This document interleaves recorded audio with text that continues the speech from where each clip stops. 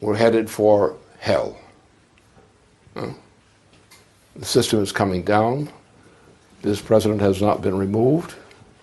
He's just put the enabling act of Adolf Hitler into effect for the United States. You can all be taken out and shot with nobody to complain. Huh? It's all there now because we didn't get rid of Obama. Because cowards wouldn't get rid of Obama when the evidence is there. So we're faced with a sort of mild extinction threat already hanging over us. And the active threat at any moment can occur in that way because Obama was not dubbed. And because a bunch of members of the Congress are lousy, dirty finks who voted for something, for a Hitler enabling act against the people of the United States. And they voted for it, the majority. Those criminals voted for it in the Congress. That's where we stand. The world has failed, especially the transatlantic region. It's failed morally, it's failed in every other way. We have people of the transatlantic region who just ain't fit to live because they weren't capable of doing the things that would assure them at least a fair chance of having the opportunity to continue to live.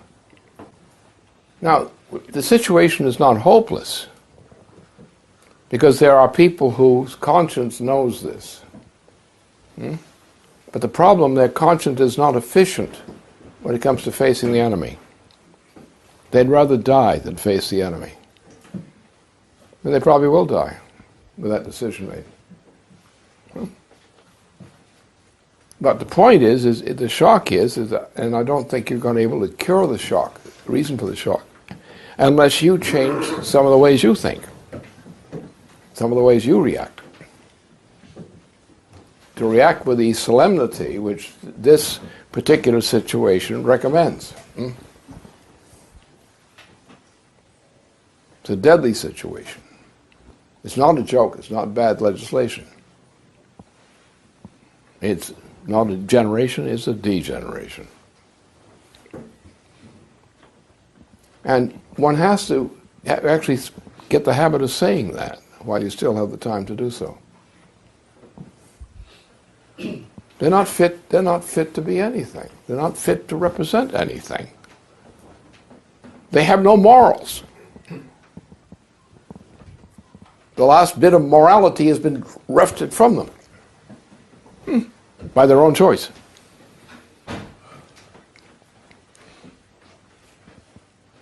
They want to go along to get along.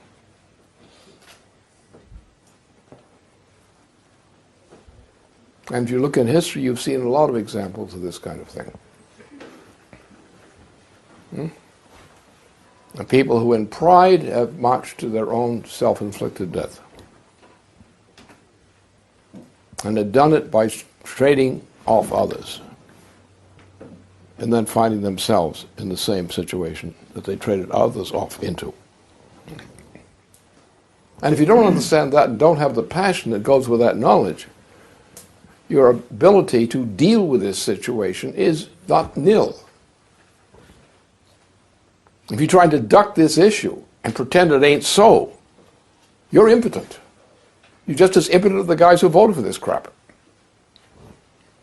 Because you didn't vote against it in time.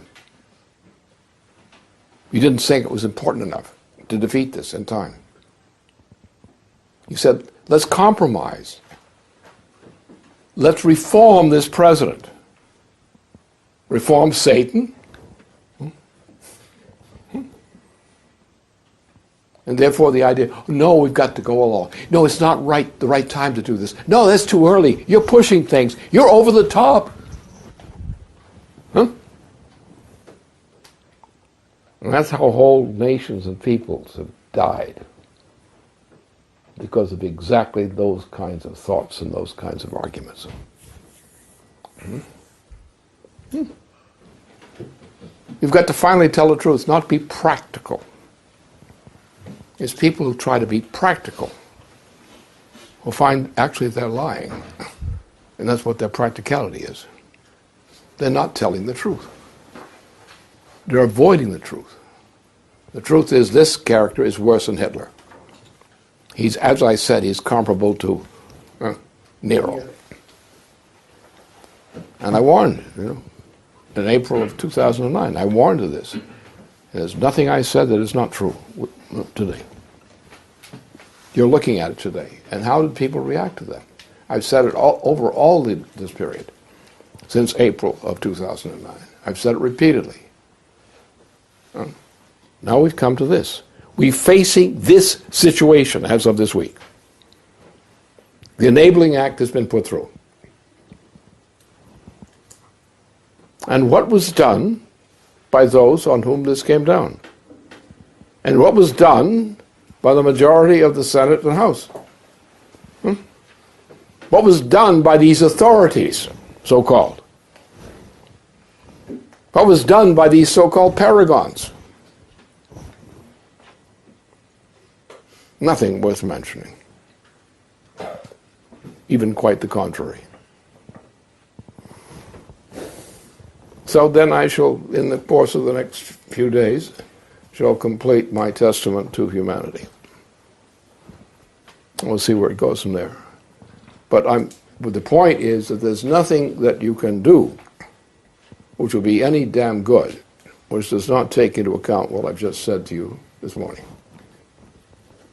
That's the point. Don't try to change the subject. That's the subject.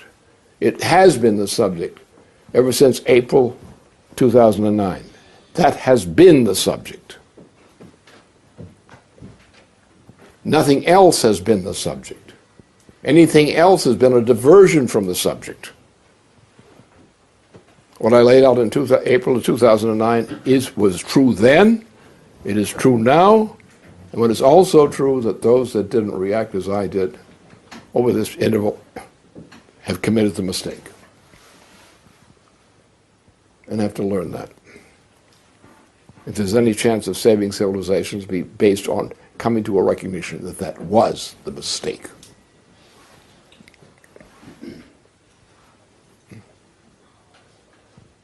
That's the only thing worth saying. Because if you don't say that, nothing's going to be done about it. If nothing's done about it, you're dead. And when we're going into this fight now, you're like going into a battlefield where in the morning you may be dead. Well, that's happened to people lots of times in history.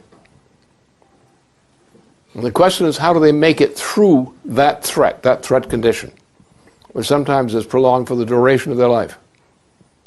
How do they cope with it?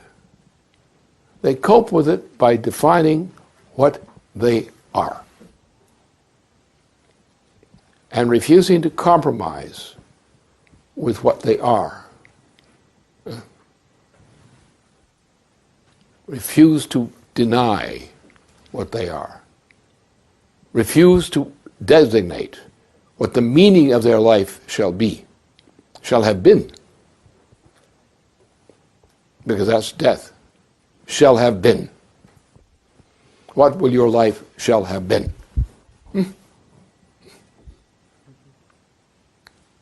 And it's the effect of people who are corrupted, like these members of Congress, who are corrupted by the fact that they are not committed to worry about what their life shall have been.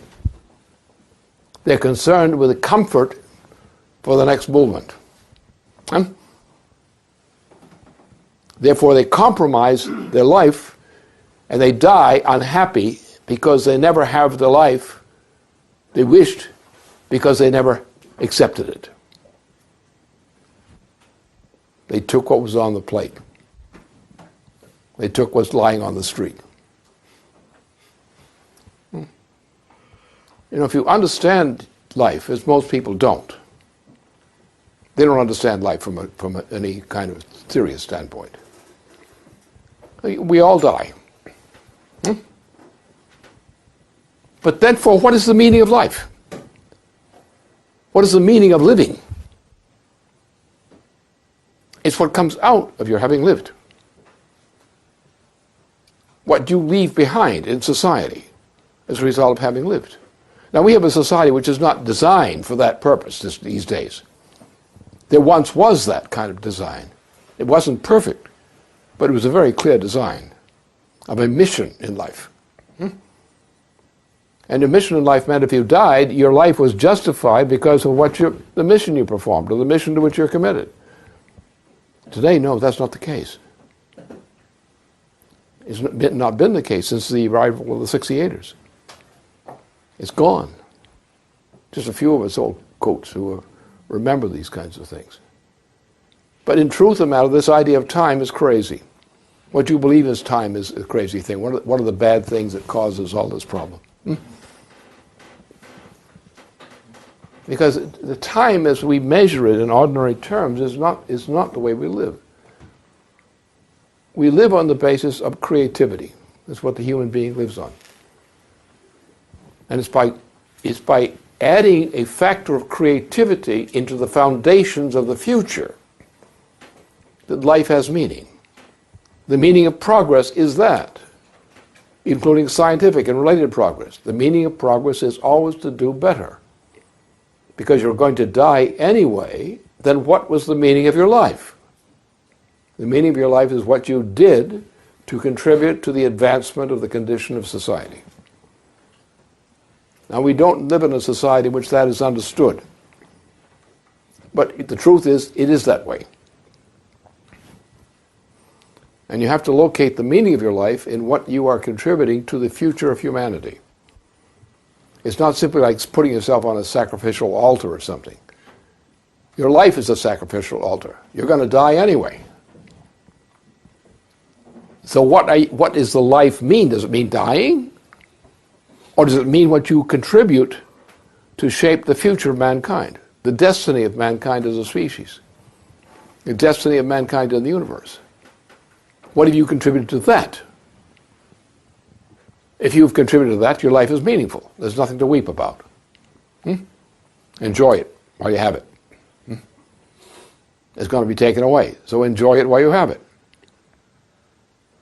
But make sure you're really enjoying what you want to leave behind. As these members of Congress could not do that. People are concerned with their comfort, their sense of pleasure, not with the meaning of their life. Now you come to a thing like this, the Enabling Act. Again, Hitler's Enabling Act. The justice of Nero.